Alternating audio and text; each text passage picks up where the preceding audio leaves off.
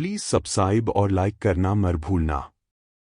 तो जैसा कि हमने अभी तक देखा कि कैसे भीम एक बहुत बड़ा काले रंग का अजगर बना आर्यन पर हमला कर देता है और इतने बड़े अजगर को अपने पास आता देख आर्यन भी अनंत रोशनी का इस्तेमाल कर एक कमल बना लेता है। अब आगे सभी के देखते ही देखते वो अजगर और कमल एक दूसरे से टकरा जाते हैं और उनके टकराते ही आसपास की कुदरती शक्तियां भी किसी गुब्बारे की तरह फूटने लगती है, जिसकी वजह से आसपास एक बहुत बड़ी शक्तियों की लहर फैल जाती है, जिसकी वजह से पूरा स्टेडियम एक चुंधियाती भड़ी रोशनी से ढक गया था। तभी अचानक ही एक परछाई उस रोशनी से बाहर फिकती हुई नजर आती है, जो कि जाकर सीधा कवच को तोड़ते हुए स्टेडियम की दीवार में जा लगती है। और जैसे ही वीआईपी कुर्सियों पर बैठे अभय की नज़र उस पर पड़ती है तो वो अपनी जगह पर खड़ा हो जाता है, क्योंकि वो परछाई कोई और नहीं बल्कि भीम ही था।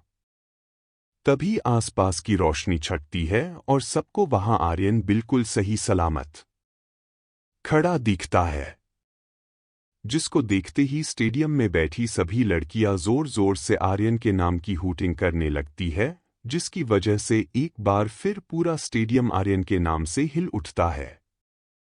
तभी अचानक से सभी को आसमान में एक आदमी दिखता है, जो कि आर्यन के पास आकर उसके जीतने की घोषणा करता है।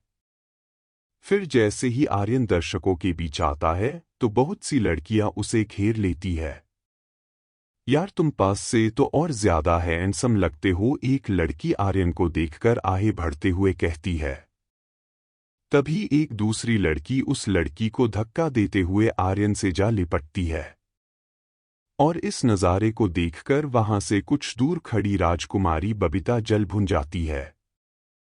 उसका तो मन उस लड़की को जान से मारने का कर रहा था, पर किसी तरह वो अपने गुस्से को शांत करते हुए आर्यन के पास जाकर खड़ी हो जाती है और स्वराजपुर की राजकुमारी को आर्यन के साथ खड़ी देख आसपास की लड़कियां भी धीरे धीरे जाने लगती है।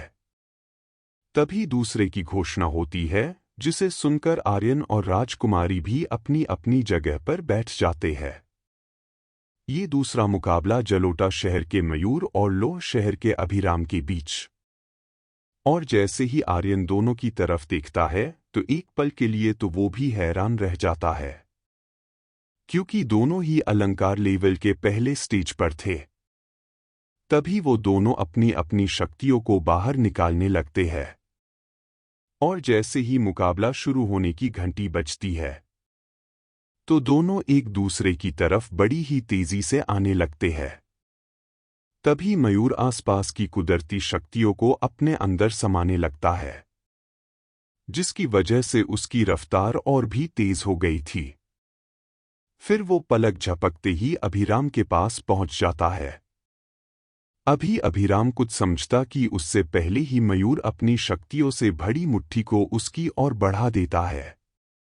अभिराम उससे बचने की कोशिश तो करता है, पर मयूर की रफ्तार उससे तेज होने की वजह से वो ज्यादा देर खुद को बचा नहीं पाता और मयूर के मुक्के का शिकार हो जाता है, जिसकी वजह से अभिराम कुछ दूर जाकर गिरता है और उसके मुंह से खून भी निकलने लगता है। वहीं दूसरी तरफ मयूर अभिराम की इस हालत को देख जोर जोर से हंसने लगता है।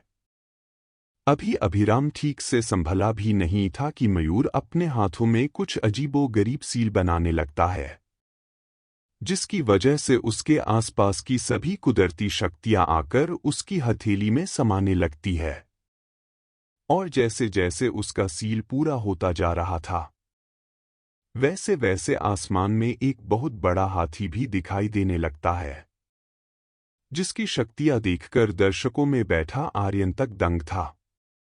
वही मयूर को इतना खतरनाक हमला करते देख अभिराम भी अपने आसपास की शक्तियों को जमाकर एक बहुत बड़े भेड़िए में बदलने लगता है और सबके देखते ही देखते वो दोनों जानवर एक बहुत बड़ी दहाड़ निकालते हैं, जिसकी वजह से एक पल को तो पूरा स्टेडियम कांपने लगता है।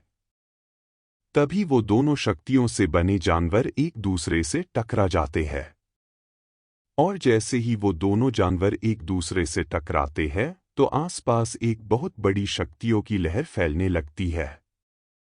और जैसे ही वो लहर हटती है तो सभी को शक्तियों से बने भेड़िए में दरार पड़ती दिखती है। और देखते ही देखते वो दरार इतनी बड़ी हो जाती है कि वो पूरे भेड़िए को ढक लेती है।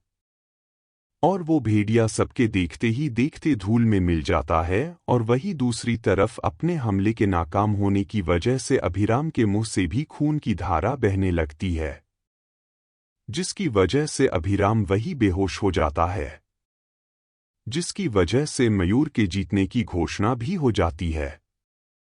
और जाते जाते मयूर एक नज़र आर्यन की ओर देखता है जो कि बड़ी ही शांति से राजकुमारी के साथ बात कर रहा था।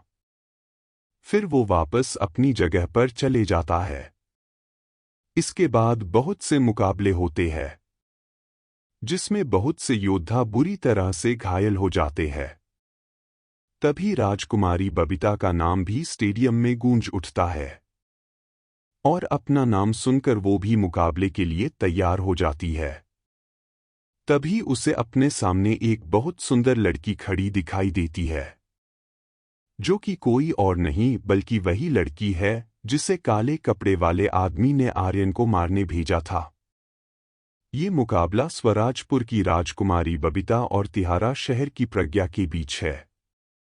जैसे ही मुकाबला शुरू होता है तो राजकुमारी अपने हाथों से बहुत सी सील बनाने लगती है। और जैसे ही उसकी सील बनकर तैयार होती है तो आसमान में एक बहुत बड़ी सुनहरे रंग की तलवार दिखाई देने लगती है, जिसकी वजह से आसपास की कुदरती शक्तियों में भी कंपन होने लगता है। तभी एक लड़का उस तलवार को देखते हुए कहता है, अरे ये तो राज परिवार की अनोखी तकनीक सुनहरी तलवार है ना। हाँ, माना जाता है कि अगर कोई इस तकनीक को चरम पर पहुंचा पाया तो वो दूसरी दुनिया के भगवान कहे जाने वाले लोगों को भी टक्कर दे सकता है। तभी सबकी नज़रों के बीच राजकुमारी उस तलवार को अपने सामने खड़ी लड़की की ओर छोड़ देती है। और वही दूसरी तरफ इतने खतरनाक हमले को अपनी तरफ आता देख भी प्रज्ञा पर कुछ फर्क नहीं पड़ता और वो धीरे से अपना हाथ हवा में उठाती है, जिसमें से एक बहुत ही अजीब काले रंग की शक्तियां निकलकर एक काले रंग के हाथ का रूप ले लेती है। और जैसे ही वो राजकुमारी की सुनहरी तलवार उस काले रंग के हाथ से टकराती है तो एक पल में ही वो चकनाचूर हो जाती है, जिसकी वजह से राजकुमारी के मुंह से भी खून निकलने लगता है। तो क्या होगा अब राजकुमारी के साथ? आखिर कौन थी वो लड़की? अब कैसे सामना करेगी राजकुमारी उस लड़की का? जानने के लिए देखते रहिए जादूगरों का जादूगर।